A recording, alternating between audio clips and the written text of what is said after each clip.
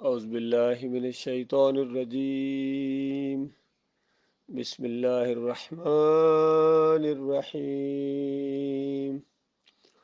ام کنتم شہداء اذ حضر یعقوب الموت اذ قال لبنیہ ما تعبدون من بعدی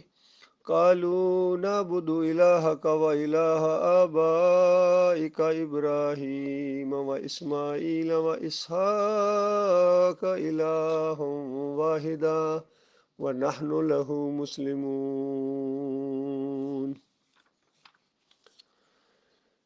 اس سے پہلے درس کے اندر یہ بات بتائی گئی تھی کہ ابراہیم علیہ السلام کے ماننے والے یہ سمجھ رہے تھے، یعنی ان کی اولاد مشرکین مکہ کہ ہم ان کے طریقے پر ہیں، ہم ان کے دین کے اوپر ہیں۔ ان کو بتایا گیا کہ تمہارا ابراہیم علیہ السلام سے کوئی تعلق نہیں ہے، وہ یکسو مسلم تھے اور شرک کا ایک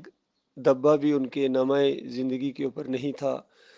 اور تم ہزار شرک کرنے والے ہو، اٹھتے بیٹھتے پکارتے ہو، لات منات حبل کو پکارتے ہو، خود ابراہیم علیہ السلام کی مورتی بنائی ہوئی ہے، تمہارا ان سے کوئی تعلق نہیں ہے۔ ان کے ساتھ تعلق اب ہمارے اس آخری نبی محمد صلی اللہ علیہ وآلہ وسلم اور ان کے ساتھیوں کا ہے۔ اور ابراہیم علیہ السلام یہی وصیت کر کے گئے تھے اپنے بیٹوں کو، اپنے خاندان میں یہ وصیت چھوڑ کے گئے تھے، گویا کہ یعقوب علیہ السلام اور جو بھی اسحاق علیہ السلام، اسماعیل علیہ السلام، اور ان کے اوپر زور دے گئے تھے کہ میرے بچوں،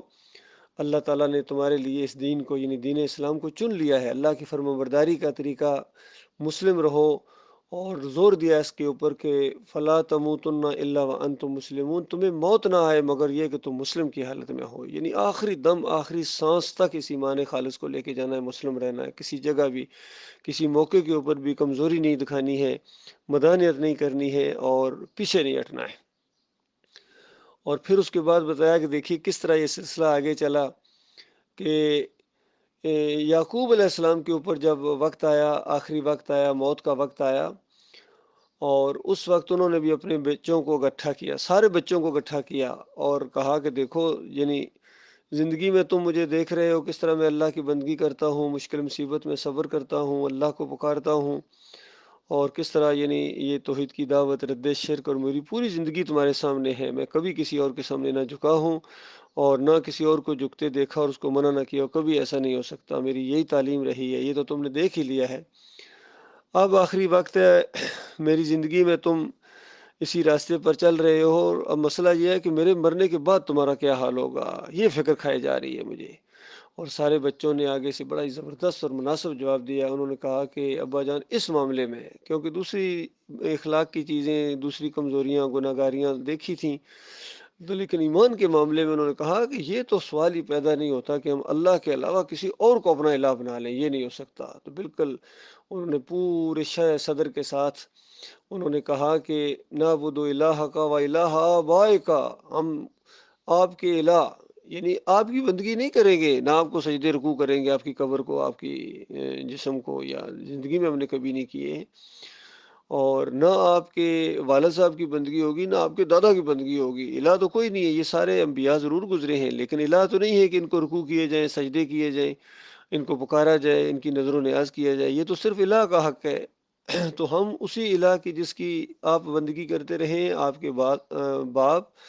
ابراہیم علیہ السلام، دادا، اور یہ سارے آپ کے اسحاق علیہ السلام والد صاحب،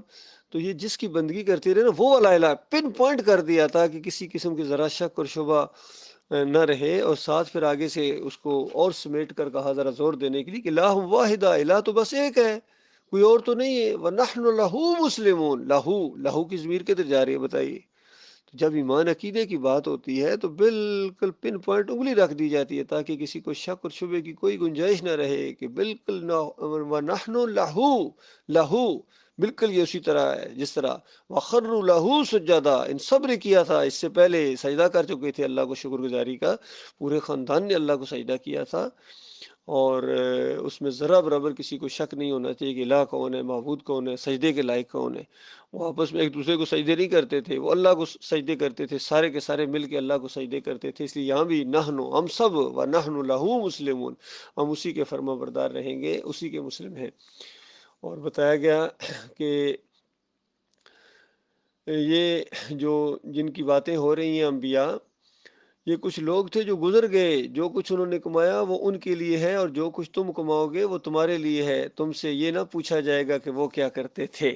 اصل میں یہاں بنی اسرائیل کی ایک اور کمزوری کا رد کیا گیا ہے۔ وہ کہتے تھے ہم ان انبیاء کی اولاد ہیں، ہم ان کے بنی اسرائیل ہیں، اسرائیل کے ہم بچے ہیں، لہذا ہمارے ساتھ کوئی خصوصی پیکج ہوگا۔ تو ان کے آباء و اجداد کا ایمان عقیدہ بتانے کے بعد بتایا گیا کہ دیکھو وہ جو کچھ انہوں نے کمایا وہ ان کے لیے ہے، یہ نہیں کہ وہ جو کمائی کر کے گئے اس میں سے تمہیں حصہ ملے گا، اور تمہیں حصہ بھی کیسے مل سکتا ہے، تم تو مشرک ہو، تم تو ان کے راستے کے اوپر نہیں ہو، تو لہذا تمہیں ان کے بارے میں نہیں پوچھا جائے گا کہ تم کن کی اولاد ہو یا وہ کیسے تھے، وہ تو گئے، وہ تو بہت زبردست قسم کے لوگ تھے، تم اپنی سناؤ حضرت جی۔ تو اس آیت کو کچھ لوگ یہ پیش کرتے ہیں جب طاغوتوں کا رد کیا جاتا ہے، بڑے بڑے اکابرین کے شرک و کفر جب سامنے لائے جاتے ہیں تو کہتے ہیں بھائی دیکھو وہاں قرآن میں نہیں آیا کہ جو کچھ انہوں نے کمایا ان کے لیے تم سے نہیں پوچھا جائے گا ان کے بارے میں، یہاں تو نیک لوگوں کی بات ہو رہی ہے، اور باقی جو کفر و شرک پھیلانے والے ہیں وہ کفر و شرک جو پھیلا کے گئے ہیں تو ان کے بارے میں نہیں پوچھا جائے گا۔ نبی علیہ السلام نے نام لیے ہیں، عمر بن لئی الخزائی کا نام لیا ہے کہ دیکھو یہ تھا وہ جو امت ابراہیم علیہ السلام کے اندر شرک ڈالنے والا اور یہ نظر و نیاز کرنے والا پہلا شخص جو آیا ہے یہ ہے، اس کا نام لیا، اس کے قبیلے کا نام لیا ہے۔ اور پھر قرآن کے اندر کتنے نام آئے ہیں جتنے بڑے بڑے کفر شرک پھیلا کے گئے ہیں، قارون ہو، حامان ہو، نمرود ہو، اور جتنے بعد میں جتنے بڑے بڑے طاغوت گزرے ان کے نام لیے گئے ہیں۔ تو یہ نام لینا ہے، یہ نہیں کہ نام نہیں لینا ہے، یہ بالکل ان کو چھوڑ دیا جائے، ایسا نہیں ہوتا ہے۔ یہ قرآن کے معنی اور مفہوم کو بدلی کرنے والی بات ہے جو اس طرح کا طرز عمل اختیار کرتے ہیں کہ ان کو کچھ نہ کہو، ان کو کچھ نہ کہو پھر تمہیں نہ کچھ کہیں، تو قرآن کے معنی اور مفہوم کو یہ لوگ بدلی کر دیتے ہیں۔ کفر بالطاغوت لازم ہے، ایمان خالص کی پہلی شرط اول ہے۔ فرمایا یہودی کہتے ہیں کہ یہودی ہو جاؤ رہے راست پائے جاؤ گے، عیسائی کہتے ہیں عیسائی ہو تو ہدایت ملے گی، ان سے کہو نہیں بلکہ سب کو چھوڑ کر ابراہیم کا طریقہ دیکھیں، پھر وہی انداز کہ جس طرح وہ فرقے کہتے تھے کہ یہودی ہو جاؤ عیسائی ہو جاؤ تب تمہیں ہدایت ملے گی، بالکل اسی طرح آج بریلوی کہتے ہیں تم بریلوی ہو جاؤ تب ہدایت پر ہو، دیوبندی کہتے ہیں نہیں دیوبندی ہو جاؤ، اہل حدیث اپنی طرف کھینچتے ہیں، قادیانی اپنی طرف کھینچتے ہیں، رافضی اپنی طرف کھینچتے ہیں، سارے اپنی طرف کھینچ رہے ہیں، حنفی ہوں یا حنیفی ہوں جو بھی ہوں اپنی طرف کھینچ رہے ہیں کہ ہمارے ساتھ آؤ گے تو بتائے گا نہیں ہو سر پھیرو، نہیں بلکہ ابراہیم علیہ السلام کا طریقہ، ابراہیم علیہ السلام کا طریقہ جو بھی اختیار کرے گا وہ کامیاب ہے۔ نبی علیہ السلام نے ابراہیم علیہ السلام کا طریقہ اختیار کیا تھا، یہی حکم دیا گیا تھا ان کو، ابراہیم علیہ السلام کا طریقہ اختیار کرو سورہ الممتحنہ کے اندر، اور ان کے ساتھیوں کا طریقہ اختیار کرو تب تمہیں صحیح ہدایت ہے اور تب تم سیدھے راستے کے اوپر ہو۔ اور فرمایا ابراہیم علیہ السلام مشرکوں میں سے نہیں تھے، شرک کرنے والا پھر انبیاء کے راستے پر کیسا ہے، چاہے ایک شرک کرے آدھا شرک کرے، واسطے وسیلے کا شرک کرے، بے حق فلاں بے حرمت فلاں کا شرک کرے، گنبد کا پجاری ہو یا تصویروں کا پجاری ہو یا مورتیوں کا پجاری ہو، سب ایک ہی کھاتے کے اندر ہے، سارے مشرک جو ہے نا وہ ایک ہی ذہنیت رکھتے ہیں، یہی نصیحت آگے کر کے جاتے ہیں۔ مومن جو ہوتے ہیں وہ ایمان عقیدے کی نصیحت کر کے جاتے ہیں اپنی اولاد کو، اور کافر مشرک کفر و شرک کی نصیحت کر کے جاتے ہیں کہ دیکھنا ایمان کی بات نہ ماننا، اور جو بھی دائی ہو خاص کر توحید کی دعوت دے اس کو اس طرح کی باتیں ضرور کہنی ہے کہ تم بہت بڑے پاگل ہو، تم بہت بڑے بیوقوف ہو، تم تو بالکل انتشاری ہو، اس طرح کی باتیں لازمی کہنی ہے، پاگل تو لازمی کہنا ہے، یہ تو سنت رہی ہے ہر دور کے مشرکین کی کہ انہوں نے ہر دائی کو یہ بات ضرور کہی ہے، باقی بھی کہتے رہے لیکن اس بات پر تو اتفاق رہا ہے سارے مشرکین کا، جو بالکل سارے مشرک جو قومیں گزری ہیں آج تک اس بات پر انہوں نے اتفاق کر لیا ہے کہ ان کے علماء، ان کے بڑے بڑے جتنے اکابرین ہیں، ان کے مولوی اور پیر، ان کے مناظر باز ان کو یہ بات لازمی بتاتے ہیں کہ پاگل ضرور کہنا ہے۔ تو اس انداز سے بتایا گیا کہ ابراہیم علیہ السلام جو تھے وہ یعنی نہ یہودی تھے نہ نصرانی تھے، وہ یکسو مسلم تھے اور ذرہ برابر شرک کرنے والے نہیں تھے۔ تو اس انداز سے بتایا گیا کہ مسلمانوں اب تم اعلان کرو، ان کی ساری باتیں ان تک پہنچا دی گئی ہیں، ان کی باتیں تم نے سنی، تمہاری باتیں انہوں نے سنی، اب ذرا ایک اور کڑاکے سے اعلان کر دو تاکہ ان کی کان کی ساری کھڑکیاں کھل جائیں کہ آخر اختلاف کیا ہے۔ فرمایا اعلان کرو اس انداز سے کہ ہم ایمان لائے ہیں اللہ پر، یعنی ہم اللہ پر ایمان لائے ہیں، وہ ہمارا اکیلا معبود ہے، وہ داتا ہے، وہ دستگیر ہے، وہ مشکل کشا ہے، وہ حاجت روا ہے، وہ غوث ہے، براہ راست اس کو پکارنا، کوئی واسطہ وسیلہ نہیں ہے، کوئی بے حق فلاں بے حرمت فلاں نہیں ہے، کوئی بیچ میں حائل نہیں ہے ہمارے اور ہمارے مالک کے درمیان، براہ راست اللہ کو پکارنا ہے۔ اور باقی سارے جتنے شرک اور کفر ہیں ان کے اوپر ہم تھوکنا گوارا نہیں کرتے، اس طرح ہم سے نفرت کرتے ہیں، اور جب نفرت بڑھ جاتی ہے تو اس کے بعد پھر تھوکتے بھی ہیں ان کے اوپر۔ تو اس انداز سے بتایا گیا کہ ہم ایمان لائے اللہ پر اور اس ہدایت پر جو ہماری طرف نازل ہوئی ہے، یعنی قرآن، اور جو ابراہیم اور اسماعیل اور اسحاق اور یعقوب اور اولاد یعقوب کی طرف نازل ہوئی تھی، اور جو موسیٰ اور عیسیٰ اور دوسرے تمام پیغمبروں کو ان کے رب کی طرف سے دی گئی تھی، یعنی جتنی آسمانی کتابیں آتی رہی ہیں، صحیفے آتے رہے ہیں، تورات، زبور، انجیل ہو یا دوسرے صحیفے ہوں جو ابراہیم علیہ السلام کے اوپر نازل ہوئے، موسیٰ علیہ السلام کے اوپر، ظاہری بات ہے اللہ کی طرف سے یہی تو وعدہ تھا جب وہاں سے آئے تھے آدم ہمارے بڑے دادا ابو، ان کو اللہ تعالیٰ نے وہاں سے کہلوا کے بھیجا تھا کہ جب کبھی میری طرف سے ہدایت پہنچے تو جو بھی ان کی پیروی کرے گا، اس ہدایت کی پیروی کرے گا، اس کے لیے کسی غم اور پریشانی کا معاملہ نہیں ہے، اور جو اس کو نہیں مانے گا، اپنی چلائے گا، تعویلیں کرے گا، ٹیڑھا کرنے کی کوشش کرے گا، تو ایسے سارے لوگ جہنمی ہوں گے کہ وہ اس کے اندر ہمیشہ رہیں گے۔ تو اس انداز سے اعلان کروایا گیا۔ فرمایا ہے ہم ان کے درمیان کوئی تفریق نہیں کرتے اور ہم اللہ کے مسلم ہیں۔ انبیاء کے درمیان یہ نہیں کہ فلاں اشرف الانبیاء اور فلاں یہ اور فلاں، ہم تفریق نہیں کرتے انبیاء کے درمیان، درجات اللہ نے رکھے ہیں، وہ بالکل صحیح ہے اپنی جگہ بات، لیکن ہم ان کے درمیان مقابلے نہیں کرتے ہیں کہ فلاں کو مانیں گے اور فلاں کو نہیں مانیں گے، اس طرح کا معاملہ ہمارا نہیں ہے۔ ہم سب اللہ کے مسلم ہیں، تمام انبیاء اللہ کے مسلم رہے ہیں، ان کے ماننے والے سارے کے سارے ہر دور کے اندر اللہ کے مسلم رہے ہیں۔ یہ ہمارا نام اللہ تعالیٰ نے سورہ الحج کے اندر یہ نام رکھ دیا، گویا اللہ کے ماننے والے جتنے بھی ہوتے ہیں وہ مسلم ہوتے ہیں۔ پھر اگر وہ اسی طرح ایمان لائیں جس طرح تم لائے ہو، یہ اندازہ لگے کیسا بالکل پن پوائنٹ انگلی رکھ دی صحابہ اکرام کے ایمان کی طرف، صحابہ اکرام کو کہا گیا، صحابہ اکرام کے ایمان کی طرف کہا گیا۔ آج جو صحابہ کے اوپر بہتے ہیں، چاہے یہ علی انجینئر ہو، اس کا استاد جو ہے وہ مولوی اسحاق ہو، یا اس سے پہلے ڈاکٹر اسرار بھی کچھ نہ کچھ کہتا رہا ہے، مودودی تو بہت ہی زیادہ اس نے خلافت و ملوکیت کے اندر تو اس نے بہت ہی اپنا زہر اگلا ہے۔ تو یہ سارے کے سارے چاہے جتنے بھی ہوں جنہوں نے بھی صحابہ کے خلاف کوئی بات کہی ہے، یہ رافضی ہوں یا قادیانی ہوں یا جو بھی ہوں، سارے بے ایمان۔ جس نے طارق جمیل نے بے ایمان نے ایک دفعہ ایسا سخت جملہ بولا، میری عقل حیران ہو گئی، اس کا ویڈیو وہ پوری سوشل میڈیا کے اوپر کہتا ہے میں نے اپنے اکابرین کی کتابوں سے سیکھا ہے کہ اگر کوئی صحابہ کرام کو کافر کہتا ہے تو پھر ایسے لوگوں کو کافر نہیں کہا جائے گا، کیونکہ شیعوں کے محفل میں بیٹھا ہوا تو کیسے یہ الفاظ نہ بولے، تو ایسوں کو تو کافر کہا جائے گا، حضرت صاحب آپ کو بھی کہا جائے گا۔ اس طرح خلیص جملہ اس کے منہ سے نکلا صحابہ کے خلاف، اور پھر کہ میرے نبی میرے نبی میرے صحابہ، بے ایمان، دو رخا دوغلا ذوالوجہین ہوتے ہیں ایسے لوگ۔ تو بالکل ان کے لیے ہمارے دلوں کے اندر کوئی گنجائش نہیں ہے، اور ان کے اندر ایمان کی رمق نہیں ہے۔ گویا جو صحابہ کے لیے بال برابر بغض رکھے کسی صحابی کے لیے، سارے کے سارے صحابہ عادل ہیں، باقی ان کے اپنے جو اختلافات ہوئے ہیں وہ اللہ تعالیٰ ان کے معاملات کو فیصلہ کر دے گا، وہ حالات کے تحت معاملات جس سے بھی ہوا ہے ہم ان کے اندر نہیں پڑھتے ہیں، یہ ہمارے سے ہمارا یہ معاملہ نہیں کہ یہ حق پر تھے وہ باطل تھے، یہ لڑائی کم میں حق پر کون تھا جی، وہ تو حق پر تھے سارے کے سارے، کیونکہ مخلص سے تم حق پر نہیں ہو بے ایمان، ان کے اوپر اعتراض کرنے والے۔ تو یہ معاملہ ہے ان کا۔ تو بتایا پھر اگر وہ اسی طرح ایمان لائیں جس طرح تم لوگ ایمان لائے ہو تو ہدایت پر ہیں، اور اگر اس سے منہ پھیریں تو کھلی بات ہے کہ وہ ہٹ درمی پر پڑ گئے، لہٰذا اطمینان رکھو کہ ان کے مقابلے میں اللہ تمہاری حمایت کے لیے کافی ہے، وہ سب کچھ سنتا اور جانتا ہے۔ یہ قیامت تک کے لیے مومنوں کو ایک تسلی ہے، مالک اپنے بندوں کو یہ کہہ رہا ہے کہ ایسے سارے لوگ جو صحابہ اکرام کی طرح ایمان لانے کے لیے تیار نہیں ہیں اور ان کی مخالفت کرتے ہیں اور فرقوں میں بٹ گئے ہیں، ان کے اوپر جو ہے نا اب معاملہ حجت تمام ہو گئی ہے، اور یہ تمہارا کچھ بھی بگاڑ نہیں سکتے ہیں، ان کے نپٹنے کے لیے اللہ تعالیٰ کافی ہے، اللہ تعالیٰ تمہاری مدد کرے گا۔ تم نے یہ جو آواز اٹھائی ہے، حق کی آواز، توحید کی آواز، اس کو آگے بڑھاتے رہو مومنو، اور بالکل پرواہ نہ کرو، اللہ تعالیٰ تمہارے ساتھ ہے۔ کہو، پھر اعلان کرو، ذرا ایک اور دوسرے اینگل سے اعلان کرو تاکہ ان سرفیروں کو ہوش آئے کہ یہ کن کے ساتھ مقابلہ ہے ان کا۔ کہو اللہ کا رنگ اختیار کرو، اس کے رنگ سے اچھا اور کس کا رنگ ہوگا، یعنی ہم نے تو اللہ کا رنگ اختیار کر لیا ہے، ہم نے دیوبندیت کا رنگ چھوڑ دیا، بریلویت کا، اہل حدیثیت کا، صوفیزم کا جو رنگ پہلے ہمارے اوپر تھا بالکل ہم نے اتار پھینکا ہے۔ جب اللہ کا رنگ ہمارے اوپر چڑھا ہے تو یہ سارے سارے باطل رنگ سب کے مٹ گئے ہیں، نام و نشان ان کے مٹ گئے ہیں ہمارے اوپر سے، ہم نے اللہ کا راستہ اختیار کیا، اللہ کا رنگ اختیار کیا۔ دیکھیے ادبی انداز سے الفاظ ہوتے ہیں